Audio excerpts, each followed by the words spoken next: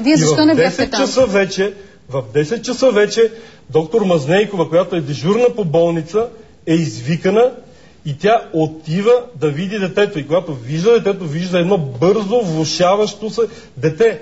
И затова, когато вие запитахте доктор Поромански, той ви каже, аз не мога да коментирам, тъй като тая история има предистория. Аз не знам какво е било в болницата и ви отговори много точно, но вие тия работи изглежда не искате. Родителите в момента са разказали на редакторите ни, че това, което казвате, че детето е слизало да гледа матч, не е вярно. Детето е било през цялото време в стаята си. Така ми беше докладвано, че с количката са го сваляли долу до барчето. Кой ви го докладва това нещо? Моите хора от барчето, които са били. От барчето? Да, служителите на барчето. Хората от барчето ли разчитате за това какво се случва? Значи, аз разчитам на хората от барчето да ми кажат, че детето е било много добре. Защото това потвърждава това, което ви казвам. Защо вие не бяхте там? Защото аз бях на консултации, моите пациенти имат нужда от мене и аз бях в Благоевград, бях в Петрич, там преглеждах хора. Това детенце не даваше никакви признаци, че с него ще се случи нещо. Защо че ще има вие се намесите? Заболяване. Защото в организацията на една болница има дежурни екипи. Това, че ние не присъстваме по 24 часа в денонощието е така. Във всяко едно отделение, във всяка една болница, организацията на работа е такава. Но в този ден имаше дежурен, много ви моля, болницата има официално становище за работа, което беше получено на 9 май. Много моля. Официално откриване, повече не дайте да разговаряте. Откриване официално на едно заведение е съвсем различно от разрешение официално стартиране на работа. Колко пациенти имахте по това време? Към 40. В момента имаме 70. Колко бяха оперирани? Нямаме свободно място в клиниката. Колко от тези, които бяха другото, което искаме оперирани? точно това, да благодаря на нашите пациенти, които ни вярват и които стоят зад нас, защото една такава атака, тя не е само атака срещу доктор Мазнейков и доктор Мазнейкова. Това е атака срещу устоите на медицината. Колко тя е бяха груба, оперираните? вулгарна атака. Разбирате ли ме? Да не може сега така да атакувате. И затова искам да ви прочета сега. И много молиме да не се месите. Значи, да. Валя, ако обичаш. Само да нямате конфликт в семейството. Назначена е комисия, която да обследва какво е станало в нашата болница във връзка с поставената задача, допуснати ли са пропуски при диагностиката, терапевтичния подход, правилата за добра медицинска практика и възможно ли е било да бъде избегнат леталният изход на Тошко Дилгеров. Работната група провери обстойно наличната медицинска документация, протоколи, аутопсионния протокол, проведе разговор с доктор Мазнейков. От извършената проверка и представената документация е установено. Операцията е извършена, направена в БАЛ Света Пирогов. Пациентът се приема със съмнение за газова гангрена на оперативната рана. Микробиологичното изследване на материала по време на реоперацията доказва обаче инфекция, причинена от стрептококус пиогенез, бета-хемолитичен стрептокок от група А. Раневите инфекции, причинени от този микроорганизъм, се характеризират с много тежка клиника, некротизиращ миозит и фасцит и много тежко общо състояние. Въз основа на направените констатации се оформят следните основни изводи. Няма допуснати пропуски при диагностиката и терапевтичният подход при лечението на Тодор Дилгеров. Оперативното лечение в МБАЛ Света София отговаря на приетите стандарти в ортопедията и травматологията. Направените микробиологични изследвания с материал взет по време на реоперацията в Пирогов доказват етиологията на инфекцията. Мислите ли, че някой ви разбира в момента?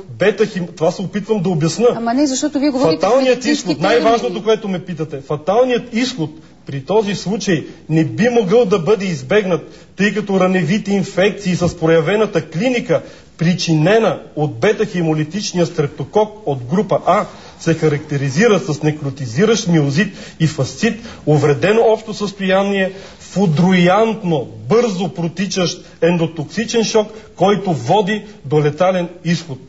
Ето това е, което исках да ви кажа. Това не мога да не ви го прочита. Не знам дали някой ви разбра, между другото. Разбира се, че ме разбират. Който иска да ме разбере, ме разбира. Вие като не искате да ме разберете, как да ме разберете? Добре, значи, имаме също така въпрос от страна на родителите. Защо не сте погледнали детето след операцията? Не е ли нормално? Все пак сте го оперирали. Не съм го погледнал. Да, трябва може ли бащата да ми зададе този въпрос? Това е морален въпрос. Не, да. Може ли бащата да ми зададе този въпрос? Аз съм влизал 10 пъти. Всяка вечер, преди да се прибера в 10 часа, минавам да си видя пациентите. Познате ли ви името на Любомир Александров? Сега Любомир Александров не го познавам. Това е един пациент, който е лежал с момчето в една стая. Между другото, той също свидетелства за това, че момчето се е почувствало зле още след операцията, няколко часа след операцията. Аз не ви прекъсвах, ще ви помоля и вие да не го правите, за да можем да водим културен, сравнително разговор. Да водим разговор, защото ние сме гледали неколкократно това, което ви излъчихте и искаме да кажем, че повечето от фактите са абсолютно неверни. Да отговарят на истината. Вижте, госпожо Крумова, невярното е това, че когато в 22 часа отидех и бащата на момчето беше до него и аз престоях цялата вечер загрижена и чудеща се, защото никой от хората не знае какво сме изпитали болещи се за това дете цялата нощ. Той много добре знае, че 24 часа. Много ви моля. Ние бяхме непрекъснато там. Това е абсолютна лъжа, абсолютна неистина. Моля ви се, вие настройвате мнението срещу нас. Има дежурен екип.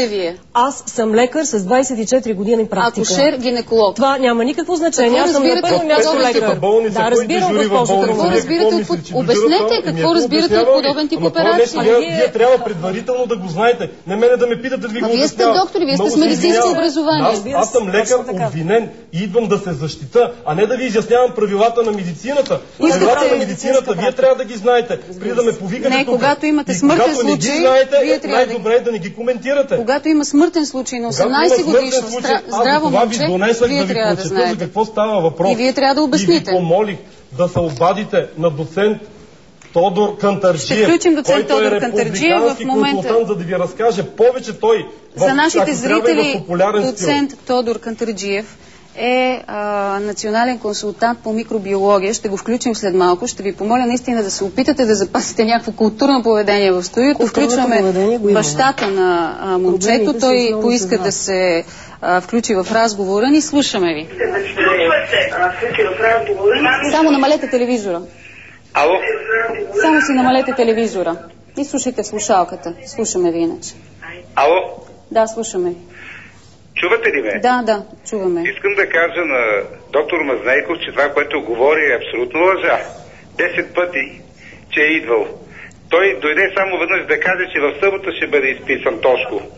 Както и на Любомир, както казва, той ще бъде в петък изписан, а Тошко в събота. И детето изобщо не е слизало и да не вервате такива там на бармани, на барчета, които са все негови роднини, не му прави чест да лъже така, като доктор. Така че... След операцията дойдох ли при вас? Дойдох ли след операцията? Почваме хронологично да говориме. Дойдох ли след операцията при вас, когато приключи операцията, да ви обясна какво се е случило, да ви обясна, че операцията стана много голяма, както очаквахме, че тумора беше огромен и че тумора се наложи да го раздробиме на няколко части, за да можем да го извадиме. Обясних ли ви това нещо? Дойдох ли при вас? Дойдох ли при вас? Слушам ви, не ви чувам. Ало? Не ви чувам какво ми отговаряте. Бях ли при вас да ви обясна за тумора на детето и какво се е случило с операцията? Бях ли при вас? След операцията обяснихте, но това дето казва... Когато приключи, момент, само казвате, отговаряте да или не. След това, когато приключиха операциите, дойдох ли отново да видя какво изтича от дрена на Тошко? Дали кърви, дали имаме загуба на кръв голяма и дали трябва да правим хемотрансфузия, защото бях притеснен от този огромен тумор да не кърви повече. Дойдох ли отново да видя какво изтича от дрена и колко тече? Говориме някъде за около 2-3 часа, когато свършват нашите операции. Дойдох. Вечерта, преди да си легна, това и господина по телевизията го каза, 8:30, мисля, че беше към 10, не 8:30, защото аз обикновено тогава свършвам работа. Дойдох ли отново при вас да ви попитам, има ли проблеми с детето? Вие казахте не, всичко е наред, идеално, и аз се обърнах и излязах. Какво да ви питам друго? Така, какво да ви питам друго, след като след 12 часов работен ден и аз съм доста... Да потърсим между другото... Излезах сутринта. Дойдох ли в рано да го видя, детенцето? В 8 часа преди да влеза в операционната. Влязах, питах ви има ли проблем. Вие ми отговорихте не. В 12:30 петък тръгвах за Благоевград. Дойдох ли отново да ви видя и да ви попитам, извинявайте, има ли проблем? И ви казах тогава, че с детето, ако така добре... Извинявайте, вие сте лекар. Питате бащата дали момчето е добре. Да го бяхте прегледали. Да го бяхте прегледали в крайна сметка. А кой да попитам? Всичко е нормално. Приключваме разговора с бащата, защото има още много неща, които трябва да включим в този разговор.